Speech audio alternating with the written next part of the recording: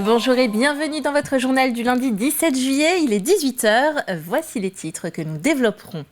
Mathieu Burgodeau du Team Total Energy fait sensation sur le Tour de France. Le Noirmoutrin cumule les podiums d'étape depuis jeudi.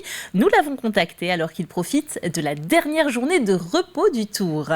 Sur l'autoroute des vacances, une pause s'impose, comme le dit la pub, et c'est encore plus sympa quand des groupes de danse font l'animation. Exemple sur l'aire de Vendée à Saint-Hermine. Enfin, que pensent les professionnels du permis de conduire à 17 ans ? Nous nous sommes rendus dans une auto-école des Sables d'Olonne pour le savoir. La Vendée brille sur le Tour de France. Le Noirmoutrin Mathieu Burgodeau du Team Total Energy fait des étincelles. Le cycliste de 24 ans est arrivé deuxième de l'étape à Belleville-en-Beaujolais jeudi et troisième au sommet de Saint-Germain-Mont-Blanc dimanche. Alors qu'il finit son contrat avec l'équipe vendéenne cette année, il serait courtisé par les recruteurs. Ce lundi est jour de relâche, le dernier d'ici la fin du Tour. Nous avons pu le contacter. Ces derniers jours ont été intenses en termes d'efforts et d'émotions, même si c'était pas la victoire, c'était des belles performances.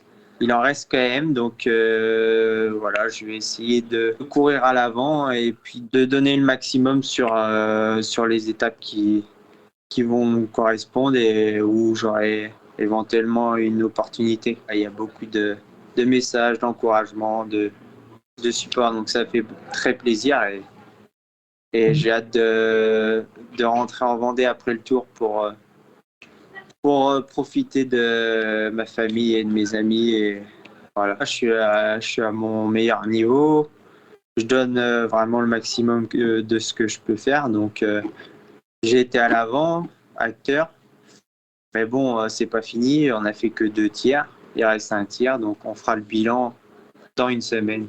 On ressent beaucoup de ferveur autour de l'équipe. Mathieu, c'est vrai que certains diront peut-être à ce niveau-là que c'est une révélation. Pour nous, c'est pas vraiment ça. C'est plutôt une confirmation. C'est déjà, malgré son jeune âge, c'est déjà son 3e Tour de France avec nous. On connaît évidemment tout son potentiel et physique et puis aussi sa détermination. Donc ça, c'est des clés de la réussite. Et c'est plutôt une confirmation de son talent qu'on a pu voir sur ces dernières étapes et ces dernières grosses performances. Et un autre Vendéen que vous pouvez croiser sur les routes du Tour, c'est David Botton, originaire de Saint-Julien-des-Landes. Il est pour sa part présent sur la fameuse caravane du Tour, ces véhicules publicitaires qui distribuent des goodies avant le passage de la course. David gère la voiture du chef caravane pour la marque Skoda, un quotidien hors norme qu'il nous décrit. Du réveil entre 7h, 7h30 avec un départ moteur à 8h, voire parfois plus tôt. On a un transfert pour aller sur le parking caravane. Une fois qu'on arrive sur le parking caravane, on se met en file, on récupère tous les autres caravaniers. Là, on bichonne les voitures, on les nettoie, on les polit un petit peu, on fait les jantes, on voit les gens, on récupère toutes les informations pour l'étape et ensuite c'est parti. On est 3e dans la caravane, donc on est bien placé, on part dans les premiers avec notre super char et après on défile les kilomètres, donc des étapes qui peuvent aller de 22 km pour un contre-la-montre comme mardi prochain jusqu'à des étapes de 200 et je suis même déjà monté à 230 km par étape. Et sur la route, on n'oublie pas de faire une pause toutes les 2 heures. Et c'est encore plus sympa quand des animations sont prévues sur les aires de repos. À Saint-Hermine, l'aire de la Vendée était particulièrement festive. Un groupe folklorique y assurait l'animation. Alexandre Debray s'y est rendu pour nous. Tu me donnes du café ? Sur l'aire de la Vendée ce samedi midi, les automobilistes rechargent les batteries. Le trafic est important et les places sont rares. Certains ont même pris la route plus tôt pour en trouver, comme ses amis venus de Limoges. C'est calme. On a été un petit peu surpris parce qu'il y a beaucoup de voitures, mais on n'a pas l'impression d'être envahi par la foule. C'est très agréable. C'était l'heure du repas, donc et puis il fallait faire le plein de la voiture aussi, donc voilà, c'était l'occasion. La station, l'aire de repos a aussi une station-service, donc il y avait tout ce qu'il fallait pour pouvoir faire la pause.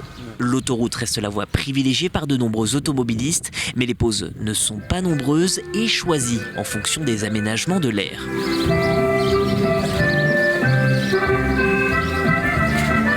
Ce jour-là, l'association Les Amis du Donjon des Herbiers est présente. Au programme, danse et musique traditionnelle pour faire découvrir le patrimoine local aux personnes présentes. Nous, on aime ça et on aime beaucoup la convivialité et la relation avec les gens. Puis le partage de notre savoir et aussi des traditions.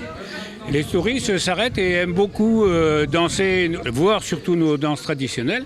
Et aussi, ils aiment participer. Malgré l'esprit des autoroutes, le temps ralentit, certains s'arrêtent, voire esquissent quelques pas avec le groupe en découvrant la célèbre danse de la brioche. Ça fait du bien, ça coupe, il y avait 6 heures de route, donc on va dire que ça détend les jambes. Ça enlève toute la pression de la route et tout, c'est sympa, on repart avec le sourire. Ah, ça m'a plu, c'est sympa, c'est pour amuser le touriste de passage en Vendée, c'est bien le département de la Vendée. Oui. Voilà, et bien ça meuble, ça amuse, ça détend, ça fait une coupure, on a cassé la croûte, on a bu un petit coup et maintenant on va reprendre la voiture en direction du Lot-et-Garonne. L'association Air Bretaise est présente 6 samedis des vacances sur cette aire, histoire pour les uns de les commencer et pour les autres de les prolonger le temps d'une dernière danse.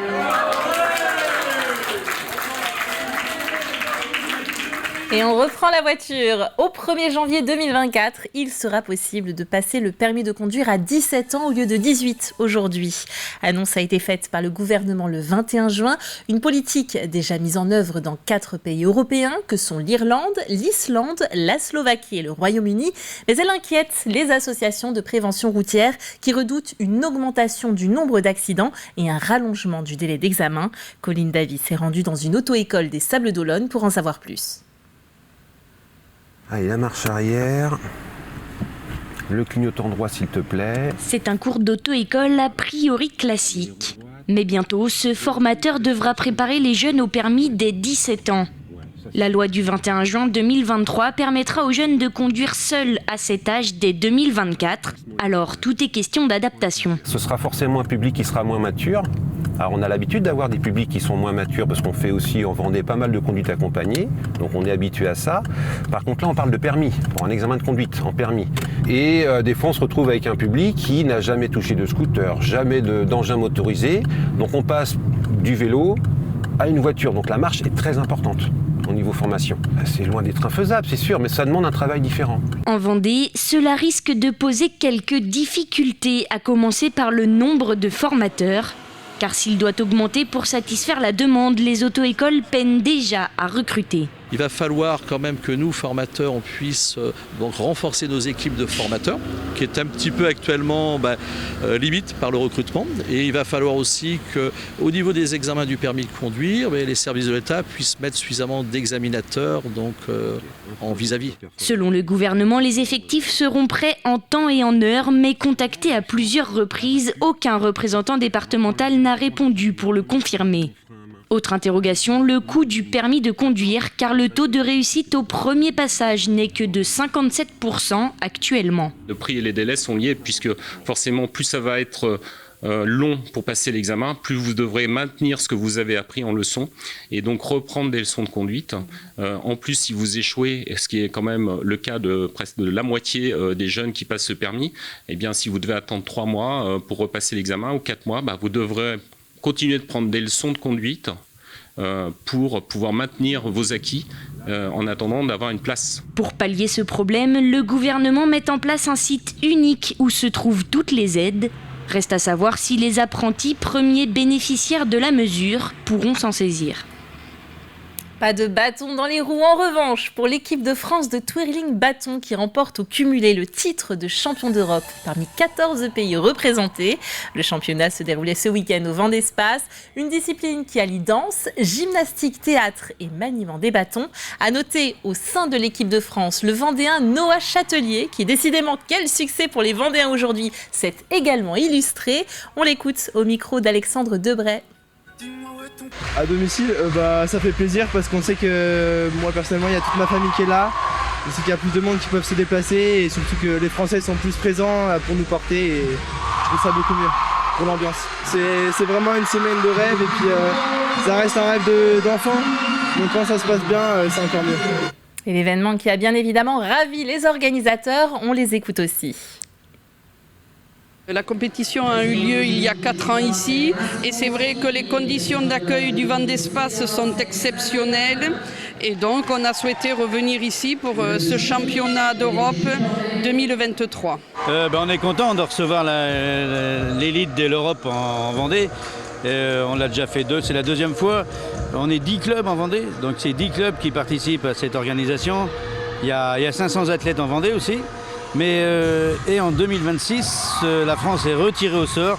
Donc je pense qu'on va refaire une candidature pour revenir. Mais ce coup-ci, ce sera pour la Coupe d'Europe. Et on termine ce journal avec un petit tour du côté du Marais Poitevin. Maillé était ce week-end la capitale des tyrosémiophiles.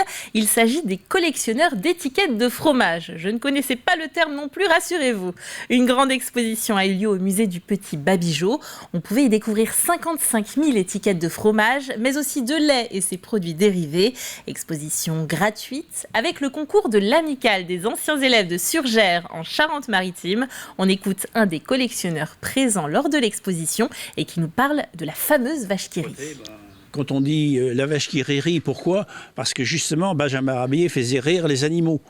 Benjamin Rabier, il a touché à tout, il a fait de la peinture, il a fait des dessins, il a écrit des livres. Et c'est lui qui a créé à l'origine l'étiquette de vache qui rit avec son ami Belle qui était au service militaire. Avec ses boucles d'oreilles, puisqu'il avait rencontré la femme Léon Belle chez lui. Et la première étiquette de vache qui rit n'avait pas de boucle d'oreille. Et c'est grâce à la rencontre de Madame Belle qui s'est dit, Benjamin Rabier s'est dit, tiens, pourquoi on ne mettrait pas des boucles d'oreille à la vache qui rit ? Et maintenant, nous savons tout. C'est la fin de cette édition. Merci de l'avoir suivi et à très bientôt pour un nouveau journal.